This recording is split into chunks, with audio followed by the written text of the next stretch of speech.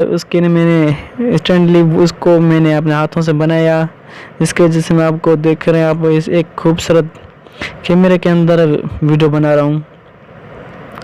आपको और बताता चलूँ कि मैंने तकरीबन 350 से मैंने खुद ने अपने हाथों से माशाल्लाह एक देसी ड्रोन भी बना लिया, जिसके मैं मेहनत करता था। रोज़ाना सोचता कि कोई ऐसी चीज़ बना लूँ जिसकी वजह से मेरी वीडियो की जो लिमिट मतलब क्वालिटी वो भी अच्छी सी चाहे। मैंने एक देसी ड्रोन भी बना लिया, जिसके गाँव में रहता हूँ रहते हुए फिर भी माशाल्लाह वहाँ पे लोगों के लिए एक बेहतरीन वीडियो लेकर आया हूँ, ताकि हमारे जो भी दोस्त हैं उनके पास जानी चाहिए। वीडियो को ज़रूर सब्सक्राइब और शेयर कर लें।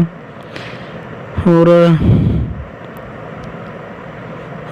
जिसकी इस पर की जो स्टैंड आप देख रहे हैं हाथ में पीछे से, ये मैंने क्योंकि रस्सी के साथ बांध रही है, जिसको वो अपन डोर कहें, उसकी से माशाल्लाह बहुत अच्छी क्वालिटी है।